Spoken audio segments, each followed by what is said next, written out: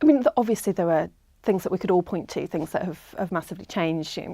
Technology, ways of working, ways of being in a family, all of those things are quite different in some ways. I don't think it would be unrecognisable. I do think that some of the things that might surprise somebody from 1948 would be maybe the way that we remember that period actually, and the way that that memory is kind of mobilised in contemporary politics in a way that might not seem to have that much to do with how they remember it. I think this idea of sort of austerity as being a kind of moral virtue might have been quite surprising for somebody who was living under rationing and desperate to get out of austerity.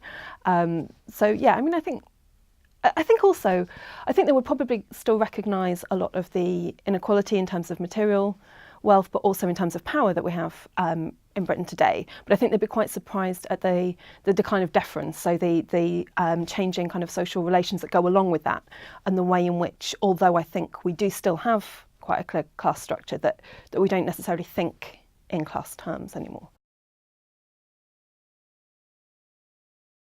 The 1945 Labour government is obviously very iconic, and I think that's for a number of reasons. So one is to do with the Labour Party itself. It's the first time, it's not the first Labour government, but it's the first time that Labour is sort of seen as a clear party of government. It's first, so it's not only a majority, it's a landslide, and I think that does a lot to just the very idea of sort of two-party politics in Britain, and the idea that Labour is a competitor, and that it has won the ability to kind of reshape the country.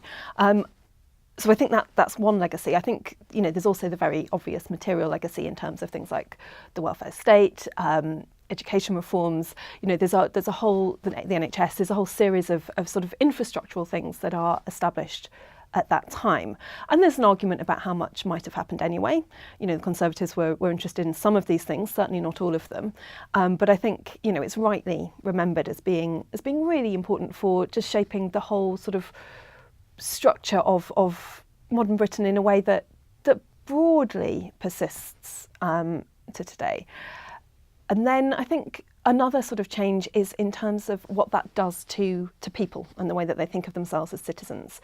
The historian Carolyn Steedman has a sort of famous extract where she talks about what it did to her sense of self being a child growing up in a school that had free orange juice. The idea that the school thought that those children who were not from particularly advantaged backgrounds were deserving of being given orange juice, that did something to her as a citizen.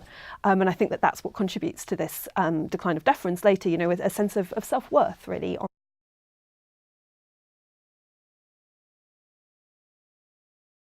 So I think that there are different ways of thinking about consensus. I think the sort of caricature is that everybody agreed, that there was a basic political agreement on the way that the country should look and the way in which it should be taken forward.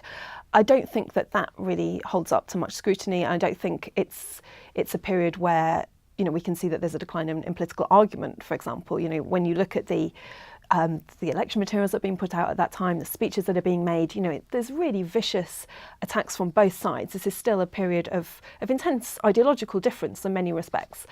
I think where we do see agreement is on the basic sort of shape of the state and what that should look like and what should be provided. So things like the NHS, like the welfare state, they had been sort of established in a way that couldn't really be undone, but also that most Conservatives didn't want to undo.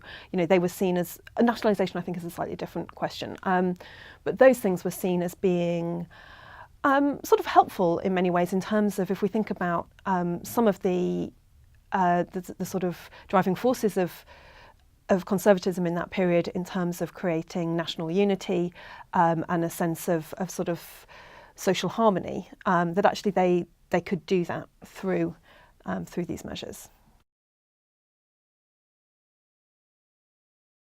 Well, I think that there was a clear sense of there being this sort of elite who got characterised later in the period as being this sort of liberal elite, sort of establishment elite, if you like. And that isn't just politicians, it's also people like the BBC, the church to some extent. This sense that there are sort of certain values that sort of moderate right-thinking people would subscribe to.